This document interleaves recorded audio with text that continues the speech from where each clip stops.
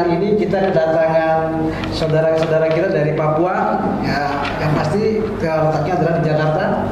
Tepatnya pada hari ini Jumat ya, kita bersama di sini. Mohon izin kakak, saya Marjudin dengan kakak siapa? Lenis. Oke, baik. Dengan kakak siapa kak? Pak John. Dengan kakak siapa? Bapak Charles Landingbo. Bapak Charles Landingbo. Baik, kali ini saya ingin bertanya dikarenakan terima kasih telah datang dalam kesempatan ini kepada kami orang kakak di sini. Terima kasih kan. Kebetulan kita juga sedang ingin mengupas terkait tentang badan pengarah ini, terkait Perpres yang sedang keluar ya, Perpres nomor 121 ini tahun 2022. Baik kakak, kami ketahui juga kakak Lenis Kogoya ini adalah sebagai ketua LMA provinsi Papua. Provinsi Papua ya, Papua ya kan? Nah, provinsi Papua, dan juga kakak ada juga di staf ahli Kantor Staf Presiden. Kantor Staf Presiden ya. Baik, terima kasih kak. Dalam hal ini mungkin terkait tentang Papua ini ada otonomi khusus ini. Ini kami ingin bertanya sama kepada kakak, bagaimana sih tanggapan kakak tentang peraturan Presiden nomor 121 tahun 2022 tentang Badan Pengarah Percepatan Otonomi Khusus Papua.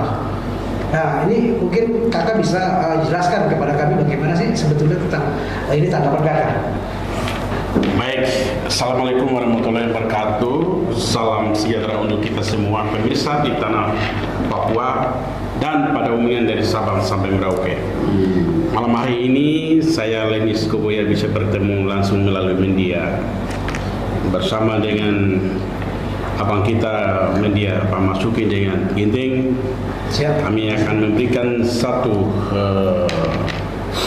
ucapan adanya keputusan Presiden Republik Indonesia, yaitu Peraturan Presiden nomor 121 tentang Badan Pengarah Percepatan Pembangunan Otonomi di Tanah Papua. Dalam hal ini pertama-tama atas nama rakyat Tanah Papua, saya sebagai Kepala Suku Papua dan Papua Barat dan 3 provinsi baru mengucapkan terima kasih kepada besar-besarnya kepada Bapak Presiden Republik Indonesia dengan Wakil Presiden dan sekaligus diangkat juga Ketua Pengarah.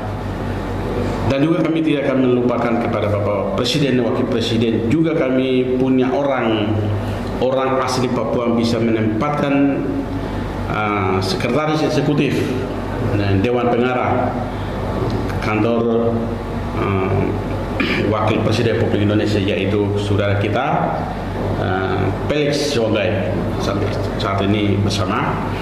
Artinya Felix Sogai adalah staf khusus Presiden zamannya Pak SBY. Kami orang Papua. Saya staf khusus Presiden RI zaman Pak Jokowi. Kami dua sama eselon 1. Jabatan sama. Berarti kakak sekarang eselon 1 ya kan? Saya eselon 1 B. Baik. Jadi kami dua jabatan sama. Jadi kami sama-sama eselon 1. Itu di fungsional kan ya? Fungsional. Baik. Jadi jabatan kami sama. Itu yang kami ucapkan terima kasih. Masalah tanggapan keputusan Presiden ini sama juga dulu zamannya Pak SBY. Itu sama percepatan pembangunan Papua Barat dulu. Sekarang percepatan pembangunan ini yang keluar ini itu sekarang diketuai oleh Wakil Presiden. Dalam hal ini saya melihat syarat-syarat untuk mengelola atau untuk melaksanakan jangka waktu 2 tahun yang sedang berjalan, itu ada kriteria yang ditetapkan keputusan Presiden adalah bukan PNS, bukan mantan MRP atau MRP atau DPRP atau partai politik. Di dalam syaratnya tidak diizinkan untuk menjadi Dewan Pengarah. Berarti kriteria ini yang diinginkan ini pasti larinya pasti ke adat. Ya kami orang adat. Nah, di sini saya menanggapi bahwa maju mundurnya pembangunan di tanah Papua atau masalah keamanan. Kami lembaga adat ini adalah sebagai mitra pemerintah berdasarkan ADART, dan kami sudah disahkan lembaga ini Kementerian dalam hal ini namanya SKT, dan sudah disahkan oleh Menteri Hukum HAM dan pemerintah Provinsi Papua. Dan kami juga sudah memiliki hak cipta. Hak cipta artinya, hak cipta itu salah satu pasal yang di sini sudah disahkan oleh menetapkan pasal lahirnya pasal 6A Undang-Undang Nomor 2 Tahun 2021 tentang otonomi khusus Provinsi Papua, surat pencatatan hak cipta. Berarti DPR Tanah Papua yang berhak untuk menentukan adalah lembaga masyarakat adat Provinsi Papua secara hukum sah. Berarti jatuh bangunnya, maju mundurnya pembangunan Tanah Papua adalah kepala suku yang ada di kampung di sana. Ya, amin. Struktur lembaga adat itu adalah tingkat provinsi, kabupaten, distrik sampai di kampung. Sampai hari ini eksis, membuktikan tanggal 1 Juni tahun 2022 hari lahirnya Pancasila di tanah Papua khusus di Lembah Wamena. Kami semua 7 wilayah adat hadir menerima OSUS dan menerima 3 provinsi. Maka kami lembaga adat bertanggung jawab untuk maju mundurnya pembangunan. Untuk itu lembaga masyarakat adat mengharapkan tidak mau lagi katakan OSUS gagal nanti 20 tahun ke depan. Hati-hati di sini. Maka kami bertanggung jawab untuk menjaga kawal. Maka saya akan betul-betul kerja keras untuk siapkan SDM siap membangun di tanah Papua. Baik. Luar biasa. Itu kesiapannya Pak Kaya, dan tanggapan terkait tentang hal hak cipta tadi dan DPR tadi, itu maksudnya DPRP atau DPR? DPRD, DPRP, DPRP, DPRD, DPRD. Ya. Oh baik. Ya. Lalu bagaimana tentang kesiapan SDM secara regional di Papua sendiri Kak? Nah, baik, kembali lagi. Nah, masalah SDM menempatkan orang itu kami sudah tetapkan tanggal 1 Juni di Wamena deklarasi bahwa kita tetapkan provinsi, ditetapkan 7 wilayah adat. Dengan tujuan selama ini kita perhatikan provinsi saja, orang pesisir pantai mengatakan kenapa kau orang gunung semua kuasai, kecemburuan.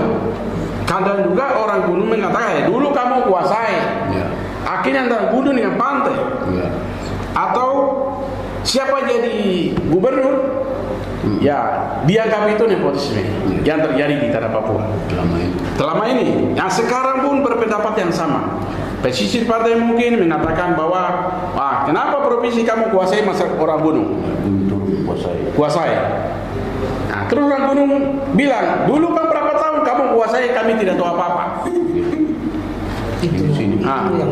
Itu yang terjadi. Maka analisa yang panjang ini hasil perumusan kami lembaga adat, kita pecahkan 7 wilayah adat dengan tujuannya lah masing-masing wilayah dan bangun sendiri. Jadi sekarang menempatkan orang untuk SDM, kalau PNS masyarakat biasa nggak apa-apa, tapi birokrasi pemerintahan ini harus dibagi. Itulah yang tujuan kami tetapkan sebagai 7 provinsi, masing-masing wilayah adat. Demikian juga masalah SDM ya, untuk PNS ini kan banyak honorer. Ya, baik. Banyak honorer. Yang ada sekarang ini dari gunung itu ada di pesisir pantai PNS. Dari pesisir pantai ada juga PNS gunung, atau dong punya orang tua lahir besar di sana. Iya. DPRD dibahas masalah honorer. Terus saya sudah kasih memo. Jadi usia 40 sampai 50 tahun itu bisa jadi PNS khusus di wilayah Papua. Wilayah Papua, betul. Khusus wilayah Papua. Sangat. Itu bisa jadi PNS. Saya umur 44 tahun misalnya. Saya bisa jadi PNS. Sangat. Itu kebebasan dari pemerintah berikan kepada orang Papua. Papua. Kalau pantai tidak di Jawa tidak ada. Hanya khusus di Papua. Di Papua saja berlaku. Ya. Undang-undang otsus tadi. Ya. Sudah ada. Maka harus orang asli Papua itu umur jumlah 50 tahun bisa jadi PNS. Maka yang ada di honorer umur 20 tahun atau 50 tahun itu kita kasih sebagai penghargaan keputusan tersendiri. Tapi umur profesional di bawah itu kita akan bikin sistem rekrut yang seperti yang biasa. Jadi honorer itu tahun depan harus habis, tidak ada lagi. Tak boleh lagi ada honorer. Itu yang kita dorong untuk Pak SDM. Terima kasih kakak. Lalu kalau tentang SDM khususnya untuk wilayah adat masing-masing, kira-kira bagaimana nih? Atau tanggapan daripada untuk daerah-daerah wilayah cakupan terkait wilayah adatnya, tolong juga bisa diberikan penjelasan bagaimana tentang kesiapan ataupun persiapan daripada wilayah adat masing-masing. Saya sudah kasih tahu berapa kali sudah keluar media. Masing-masing honorer itu ada ketua-ketua korlapnya sudah ada di wilayah masing-masing. Oh. Jadi mereka bisa didata masukkan ke masing-masing PKD. Nanti kalau di situ merasa ada kecurangan dan sebagainya, mereka bisa lapor ke kantor lembaga adat. Saya sudah arahkan. Jadi nanti ke depan bukan saja untuk PNS, tetapi juga pengusaha orang asli Papua juga sama.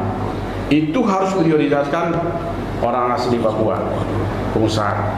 Kalau PNS ini, karena di sini ada 3 kelompok di Papua.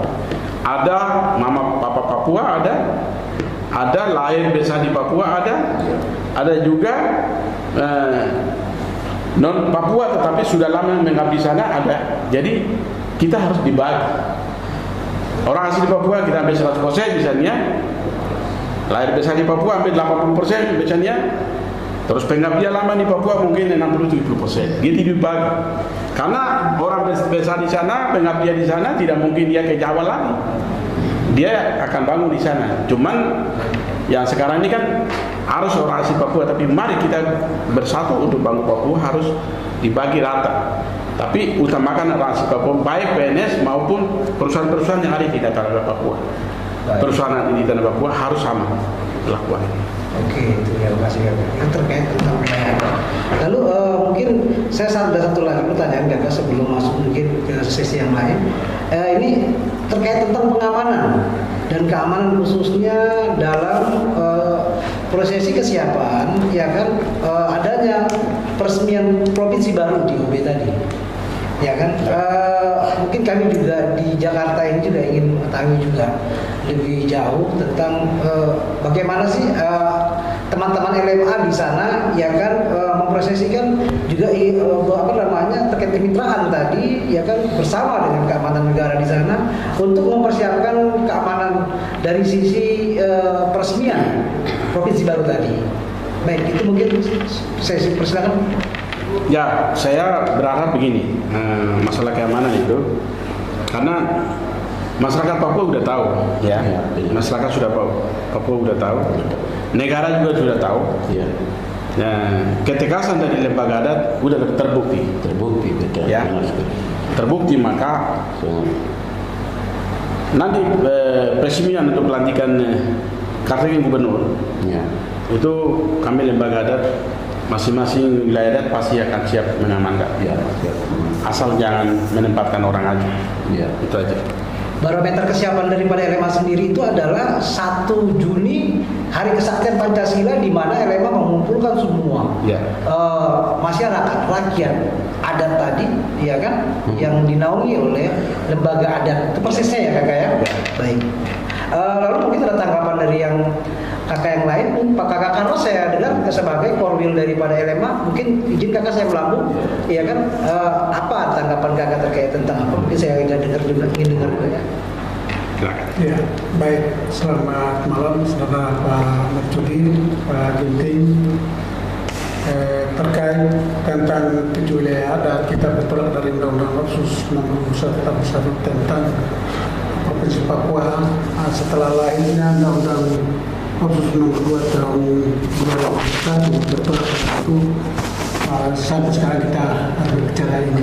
Konteks dari itu saya bisa sampaikan bahwa terlebih khusus wilayah adat Lapago, saya bicara bahwa wilayah adat Lapago adalah membawahi pada 5 wilayah hukum adat, wilayah hukum adat suku Jali, wilayah adat suku Ngalung Kope, wilayah adat suku Hubula, wilayah adat suku Siak atau Nduga, wilayah adat suku Dani dan Dani. Membawahi 8 kabupaten, 252 distrik, 10 kelurahan, 1.455,119 jiwa penduduk yang berdiam di Provinsi Papua Pegunungan. Provinsi Papua Pegunungan. Ya. Baik. Oleh karena itu, kalau kita berbicara konteks masalah terkait SDM, Baik. SDM di sana rata-rata Pak Ketua Umum dalam hal ini Bapak Dr. Lensko Waya tadi sudah sampaikan bahwa rata-rata berbagai disiplin ilmu, berbagai kota studi mereka mengampur ke sana itu bertumbuh.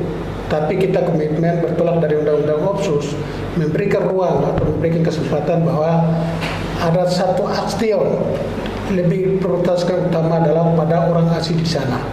Umur sampai 50 tahun diberdayakan itu kan sangat terima kasih kepada pemerintah pusat bahkan pemerintah daerah karena kami semata-mata diperkecilkan, memberikan kesempatan tidak bisa, tapi ada memberikan ruang, kami sangat terima kasih. Iya, siap. Intinya itu. Lalu bagaimana tentang sedikit saya juga ambil tanggapan dari Bapak Yona ya, Kak Yona ya, terkait tentang Papua nih, apa nih kira-kira yang bisa input kepada teman-teman pemirsa? Ya, terima kasih. Selamat malam untuk kita semua. Ya, saya mau sampaikan titipan bahasa ya dari masyarakat saya yang berdiam diri di baik yang ada di gunung yang tidak pernah lihat sampai yang ada di perkotaan. Nah, itu yang saya datang sampaikan di sini ke negara supaya badan yang resmi yang mereka akui di sini jalan dengan masyarakat yang mengenal betul daerah itu yang figur yang terbaik, orang ini yang amankan Papua, orang ini yang nanti bisa lihat masyarakat yang betul akan kesembuhan rasakan begitu. Itu adalah lembaga masyarakat adat ini, bukan dewan adat. Elema ini tidak pernah diciptakan, dia adalah pendamai, ya pendamai. Jadi pendamai itu diciptakan di Papua untuk negara. Jadi negara harus tahu itu. Saya bingung negara republik ini. Kalau besok elema ini tidak di sana, Papua jaminan aman atau tidak? Baik, oke. Ini parameternya dari posisi 1 Juni ya. 1 Juni. Artinya elema sudah berbulan. Sudah terbukti bahwa itulah elema. Siap. Itulah harapan daripada masyarakat elema di sana. Baik.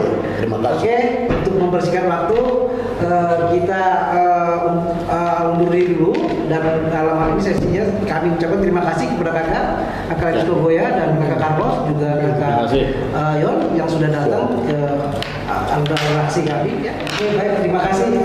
Akhir kata kita sampai juga di penghujung acara. Terima kasih untuk kehadirannya datang kakak ke redaksi kami. Oke, untuk itu kami ucapkan terima kasih. Salam juang, merdeka. Merdeka.